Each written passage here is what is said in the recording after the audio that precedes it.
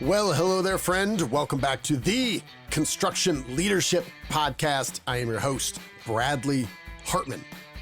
Well, friend, every now and then a book happens upon me that completely knocks me on my ass. And that is what happened with this book called The Last Manager: How Earl Weaver Tricked, Tormented, and Reinvented Baseball by John Miller. I was thumbing through the Wall Street Journal, and Earl Weaver, who I generally remember, he was a little bit before my time. He was known for getting thrown out of games for running his mouth and performing theatrics at these umpires. But anyway, there was this little note in the column about him being on the front end of analytics and thinking in probabilistic terms about baseball and applying those to the way that he led. And obviously, he was fantastically successful in his role as manager of the Orioles. So I bought the book and I dove in and I could not put this thing down. This is the best leadership biography that I have read in over 2 years. I love this book so much. I reached out to the publisher, Simon & Schuster, and said, I need to get in touch with John Miller. I got to talk to him about the leadership implications of his book. And he was very gracious. His insights are many. And you will certainly love the book. By The Last Manager. I don't care if you like baseball or not. It's an incredible look at the incredible strengths and obvious weaknesses of a single man and his attempt to manage and lead over the long term. Who is John Miller? Well, John Miller is a writer. Obviously, he's a baseball coach, a former scout, and he's a contributing writer at America Magazine. He has reported from 6 continents and more than 40 countries for the Wall Street Journal, and he has also written for Time, NPR, and the Baltimore Sun. He has coached 2 Brussels team to the Little League World Series tournaments and has scouted for the Baltimore Orioles. He now lives in Pittsburgh and he's written an amazing book. As always, thank you for listening. Please enjoy my conversation with Mr. John Miller talking about his book, The Last Manager: How Earl Weaver Tricked, Tormented, and Reinvented Baseball. Mr. John Miller, welcome to the show. Thanks. Great to be here.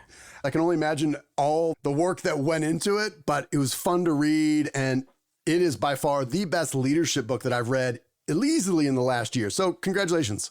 Yeah, thank you. There's so many dimensions to the Earl Weaver story, and leadership is a huge one. And, most people pick up on other stuff. So I'm really flattered and I'm interested to talk to you because I think it's an important part of the story. Yeah. And let me just start at the beginning. What was the initial hook that had you say, whether it was a year or 2 years ago, when you started this, that said, this is something I want to devote a year or 2 years of my life to writing this book? What was that initial hook that got you interested? Well, from my side, I'm a lifelong baseball fan, player. I grew up as an Orioles fan right after they stopped being good. After Earl Weaver left the Orioles, they had a run of years where they were the worst team in baseball. Mm-hmm. And so I was a young fan and thinking, why were they so good right before I became a fan? And who was this little guy who was their leader? And the writing by him and about him was always so interesting and funny and clever, like his own memoir. It's what you learn after you know all that counts. Even the title speaks to a certain kind of intelligence. On the demand side, so the market, nobody had done this book. And that kind of shocked me. Earl Weaver is in the book Moneyball. He's mentioned in all these other famous baseball books as a prophet of early analytics. He's considered a transformative figure in the history of baseball and also one of baseball's greatest characters, funniest people, wittiest, crudest, coarsest, what have you. And so those two things are so extraordinary about him. And then nobody had done this book. Maybe we can start with the transformative story of Earl Weaver's life that involves Eddie the Brat Stanky. Can you share that story? And then at the end, tell me if you agree or disagree, is that for our audience, is that kind of the defining story that really propelled Earl Weaver into a lot of both his success and vices? So Earl Weaver, the cliche about him when he was a manager was that he was a terrible player. If you look at the records and read the newspaper clippings and archives, that wasn't really true. He was signed at 17 by the Cardinals, St. Louis Cardinals, His first 4 minor league seasons, 3 of those, he was the team's most valuable player. He was called a gem, a jewel, a real prospect in the St. Louis Cardinals system. And at age 21, he gets the call to Major League Spring Training. And back then, that was a much smaller elite group. It was only 40 players competing for 25 roster spots. And his manager was Eddie the Brat Stanky, who was 35 years old and on the back end of his own playing career, but badly wanted to keep playing. So, in essence, Earl had a pretty good spring and then got cut on April Fool's Day by Eddie Stanky because Eddie wanted to be the backup infielder himself. Back then, player managers were much more common. And Earl Weaver felt like he was a victim of injustice, and he didn't respond well. It's when he started drinking too much, and so he came as close as you can come to being a major leaguer without being a major leaguer. And he himself said that made him a great talent evaluator because he knew where the bar was between minor league and major league talent because he was the bar. And then it's the failure that then leads into on this long purgatory of 16 years in the minor leagues before he finally makes the big leagues as a coach. Also, I mean, it shows you how in the old days, managers were absolute dictators who could do whatever they wanted. Right. So if they wanted to play, they would play. And nowadays, I mean, a front office, they might not pick Earl Weaver, but they for sure would pick a young player who had promise, who was on the way up, and not let a 36-year-old, 35-year-old past his prime keep playing. And so the story also shows you the evolution of the job, which is also part of the book, that before the modern era, managers had a lot more power and were essentially general managers and managers wrapped into one. Yeah, and I think I was really just grabbed by the title in and of itself. I was born in 78, so I kind of grew up, and I feel like I knew who Earl Weaver was. I had some early baseball cards of Earl Weaver, but I didn't really grow up with him. I knew he was a guy, and I was kind of famous for his temper, but I didn't really know any of that. And just that title of the last manager, maybe just dig a little bit deeper in there as to kind of the contrasting styles and how you came up with the title. I was born in 77, so I'm the same generation as you. Managers, when we were born, were often bigger stars than their players. Teams would hire a manager thinking, if we get this guy's leadership, this guy's wisdom, this guy's kind of magic potion, that will turn our mediocre team into a pennant winner. And nobody believes that anymore. It's unclear how much influence managers actually have. But when rosters are built, when teams are built, they basically just try to find an aggregation of talent and they have an algorithm that's like, this player is worth 3 wins, this player is worth 4 wins, and you stick them all together and you get like an 87-win team. As part of the research for the book, I interviewed a dozen current managers. And as Dave Roberts, the manager of the world champion Dodgers, told me, in the old days, a manager would say, it's my team, and now you say it's our team. In the old days, he was on the very top. He could punch players if there was a discipline issue. Right. And Brian Snitker, the manager of the Braves, I asked him if he ever yelled at players on the Braves, and he said, no, these guys can't handle that. I never yell. And then he goes, in the old days, a high school football coach kicked me. And so there's a real change in leadership there and the model of it. And I think it does reflect changes in society. And so the book's called The Last Manager because Earl Weaver is the best representative of that old era, old leadership model when managers ruled with iron fists.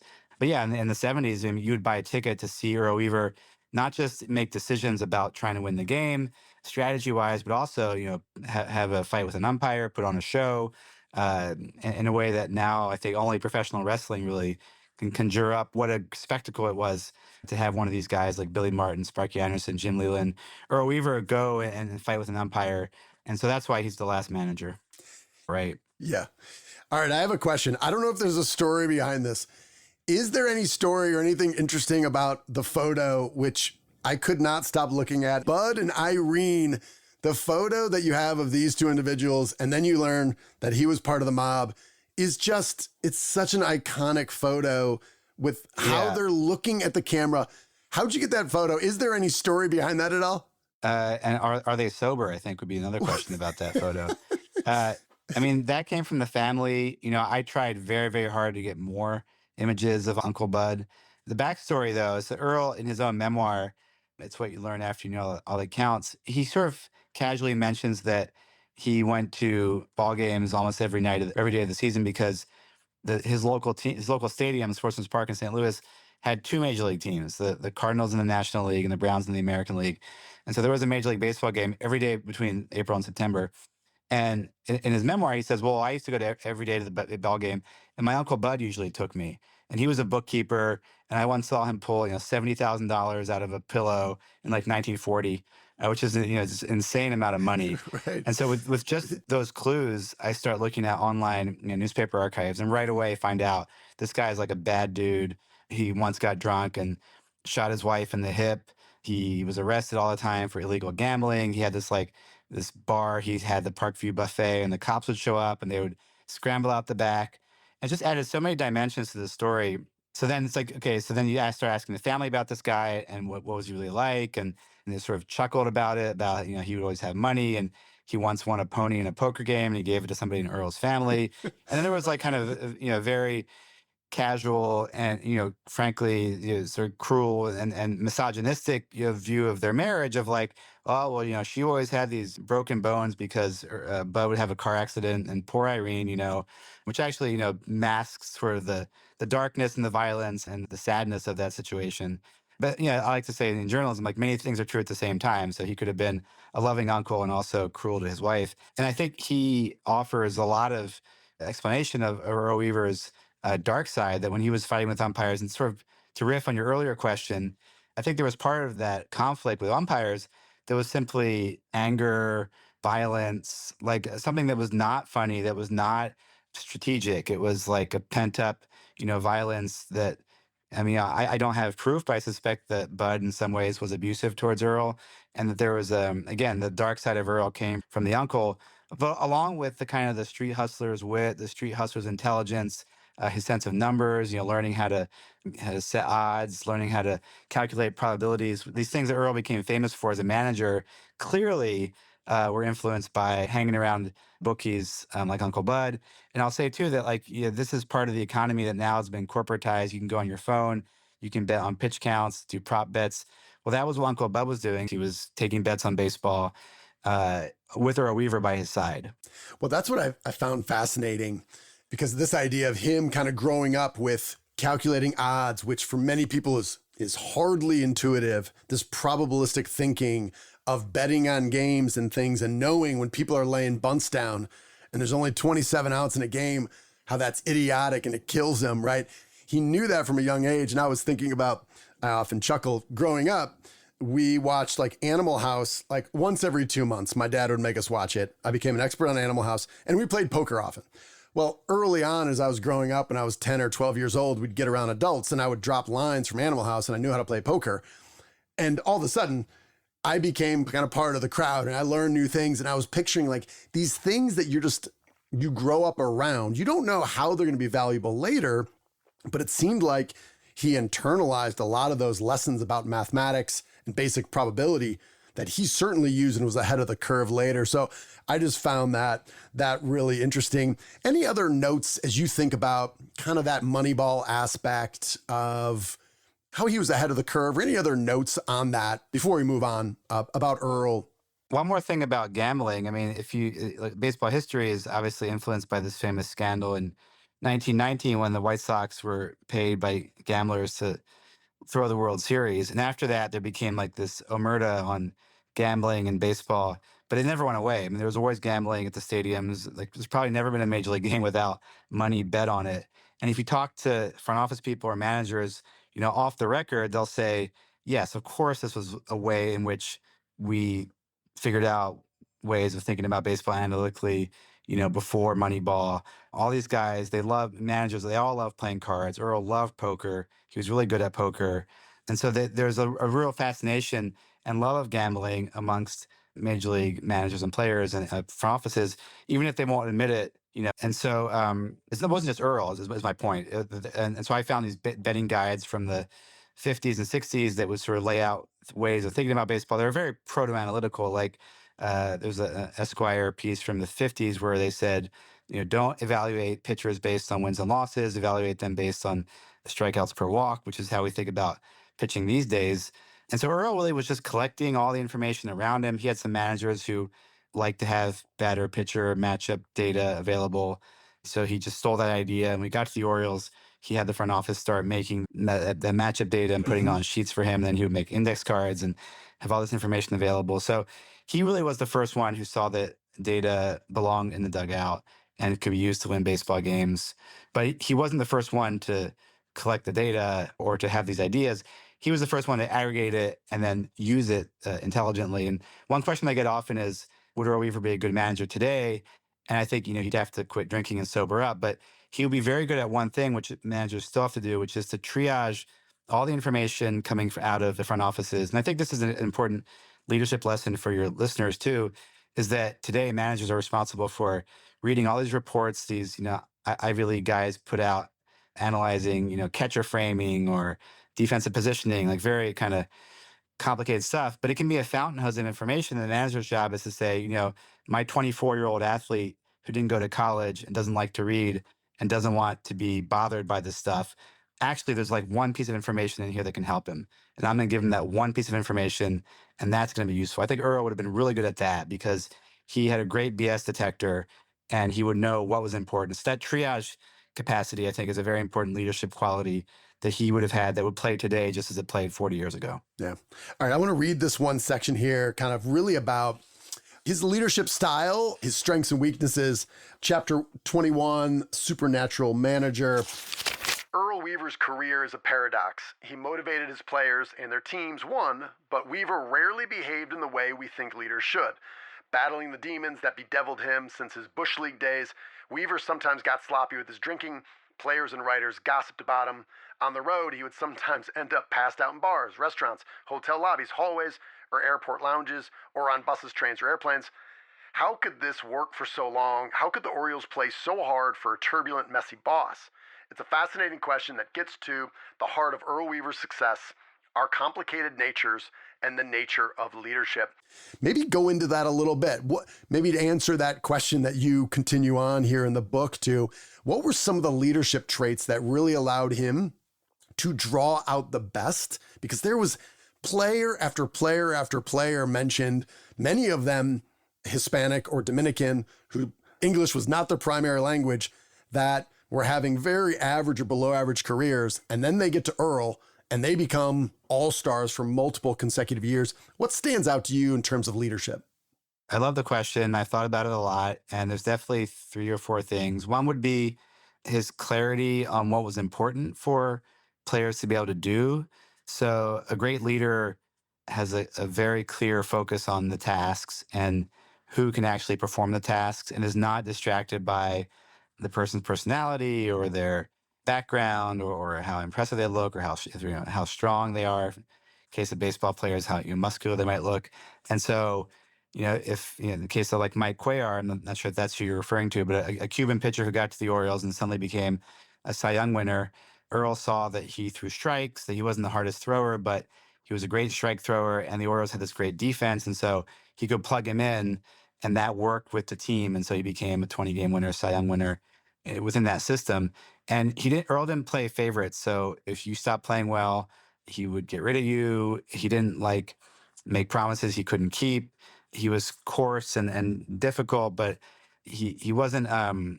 He had an integrity to him where he wouldn't hold a grudge. So if he chewed you out today, it was forgotten tomorrow. And if you could help him win a game tomorrow, you would be playing without a doubt. And he kind of was able to focus on the game itself as opposed to the background and the noise, if you will. So that would be the biggest one, just that clarity of focus. I would say number 2, he made it feel important. And I think a great leader makes your work feel important, makes you feel like you matter. And he would pace up and down the dugout during the game, like just very focused. Every pitch mattered, every play mattered. And that intensity, I think, was contagious. And it made the players care more. So if they cared more, then they would play better. That seems very clear to me. And I guess the third thing would be just using information in a way that was helpful without being overwhelming. He would give the players just what they needed to help them win. But he had this singular sort of respect for talent. And, I coach high school baseball myself. And I think we can make baseball, those of us who are, bookish or cerebral, we can make baseball too cerebral. And at a certain level, it's a physical game. And as I was writing the book, my baseball side of me, because I played in college and I've worked as a scout and I coach high school. My baseball side was sort of tell my more intellectual side. Hold on, that sounds like it's you're overstating it or you're missing the point here. There's a sort of simplicity to actually being good at baseball. Like if you throw really hard, control the ball, it doesn't matter what you think. You'll probably be better than somebody who can hit spots and is very smart, very cerebral. And so Earl had that respect for talent that came from his own failure as a player, and that would allow him to, realize who was going to be performing well, and that person, probably was the most talented person. I mean, famously in the book, I tell the story of Eddie Murray, who was written off by many scouts as being, too quiet, too cool, seemed too lazy maybe in the way he approached it, but had this incredible talent for hitting and this focus and calmness that was actually intensity, not laziness. And so Earl, along with the rest of the Orioles scouts, saw that. And Earl, he insisted on Eddie making the team at age 21, which was ahead of what the front office had planned. Earl basically said, no, this guy's going to make the team, or I'm not going to Baltimore. And so they let Earl Weaver keep Eddie Murray. Eddie Murray won the Rookie of the Year award that year in '77, and then became a Hall of Famer. And so that's an example of Earl's eye for talent. That, again, along with the number one, clarity of the mission, caring and making his players care, and then judging the talent he needed to implement his vision.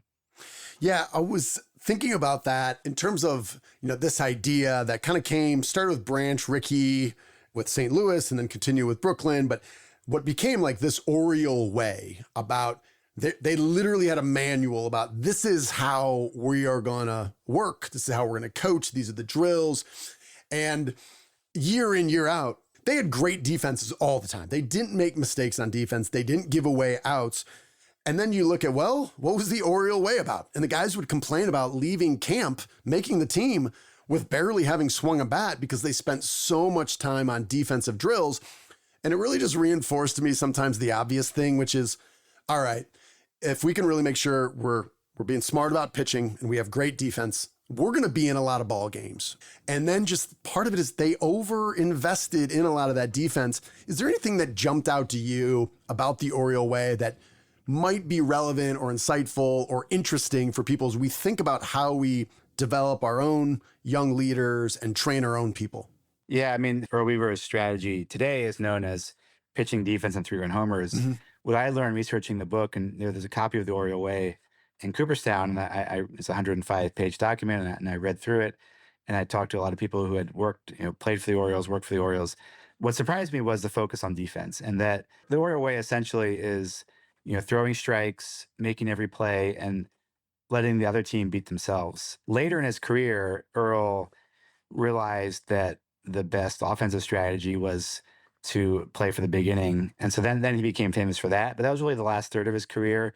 That's when they stopped bunting. The first half of his career, the Orioles actually bunted above league average, partly because they had Mark Belanger, who was an incredible fielder and a terrible hitter. So Belanger would bunt a lot. But they still bunt more than league average. And then towards the end of his career, he realized that was counterproductive, and they basically stopped bunting and started plugging in these parts like, Ken Singleton, John Lowenstein, Gary Renicky, who were power hitters, and the Orioles started hitting more home runs. And so that became the sort of the last part.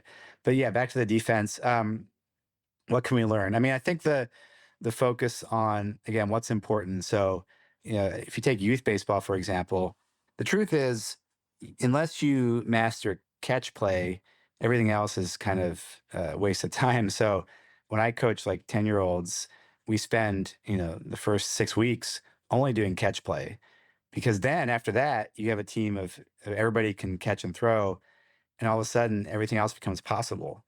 And so, I mean, obviously that's not the major leagues, but there's an analogy there that you want to boil down your task to the simplest thing possible, and then perfect that. And then what looks like a kind of complicated skill set is actually 4 skills. But if you do all 4 perfectly, everything else looks a lot more impressive.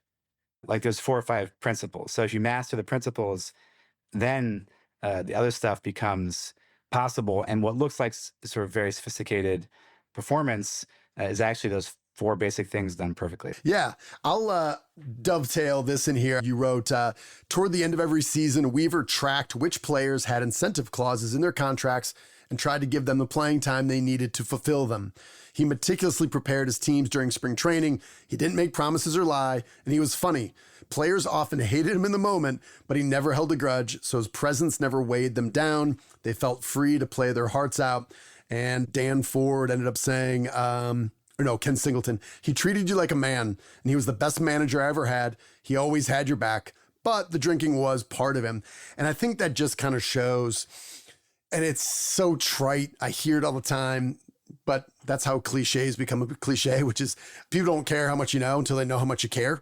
And I think he had these instances where one day he went and was punching one of his players in the face, and the next day he forgot all about it and was laughing it off, but really understood, what do these guys care about? Well, yeah, they need stats, they need the money, they need the next contract.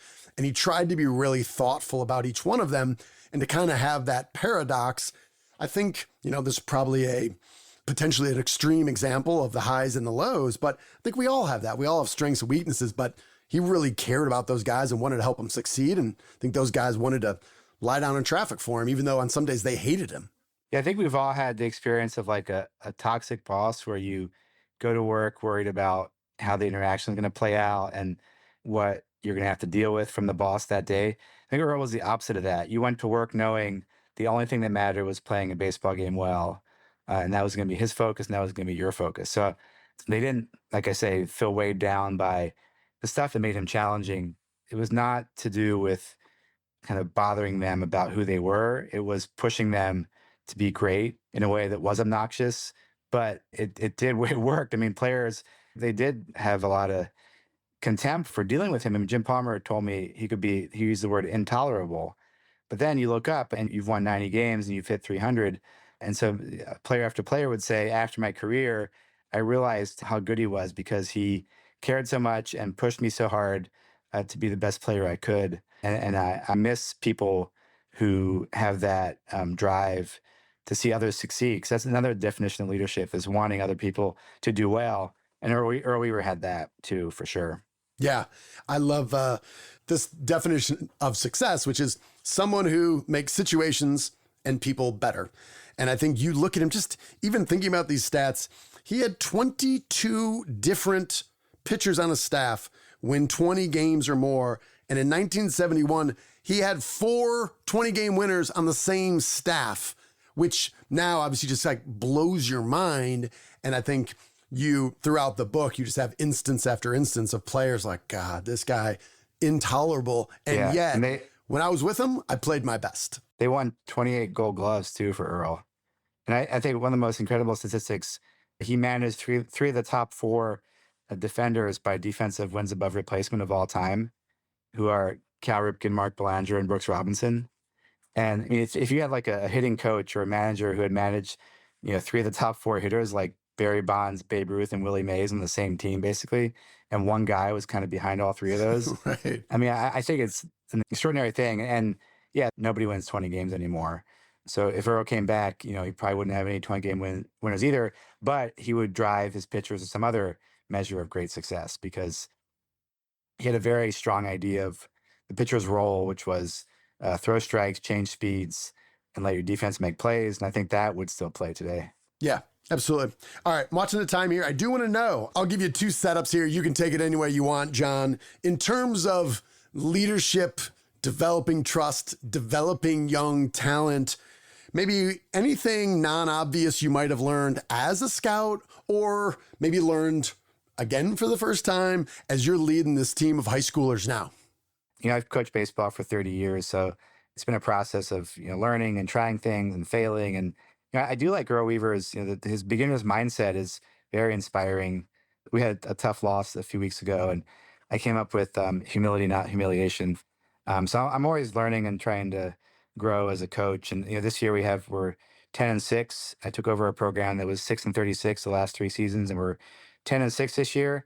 And also, I'm inspired by Earl Weaver's energy and the way that he showed that he cared. I mean, I tried to be animated in a positive way and show that I'm very present without being overwhelming. But yeah, I've learned a lot through baseball coaching. I think dealing with failure is probably the biggest thing. Like when I was selling the book, and it was the 25th agent I tried said yes, but 24 had said no. And so, to keep persisting and so that mentality of failing better and being persistent and resilient, those are things I've learned from baseball for sure. Well, you, my friend, have chosen a couple different paths that have humility baked in, which is writing and baseball and writing about baseball. What I will say is, I mean this in a real way. Like this book, and I think The Power of Books, this one in particular, changed my life. And I've gone back to it. And I mean, there are notes on almost every single page in here. I got a bunch of little corners highlighted that I'm going to go back to. So congratulations on this. I'm going to continue to buy them and share them there's a whole bunch of different lessons. But I think what you've done is you've made a really fun, entertaining look that has some very real, tangible aspects of leadership of what to do, and maybe even more importantly, what not to do. And I think it was also humbling to go through here and see someone super successful and change the lives of so many people, change the game of baseball. And yet, dude, was far from perfect. And yet, I think at the core was a good person. So all that to say, Mr. John Miller, congratulations on this, and appreciate you making time for this. I'm very touched by those words. Thank you so much. I really appreciate it. All right then, friends, how did that go? Hopefully you enjoyed my conversation with Mr. John Miller. Do yourself a favor. For anyone in your life that you care about, go buy this book. Buy a box of them. Distribute them to anyone who cares about baseball and leadership. And also, if you don't care about baseball at all, the stories about Earl Weaver are so many and so funny and so ridiculous that it's a great read regardless. All right, friends, that's all I got. We're going to close out with our leadership mantra. You, my friend, are owed nothing. Deliver value first. Make it a great week.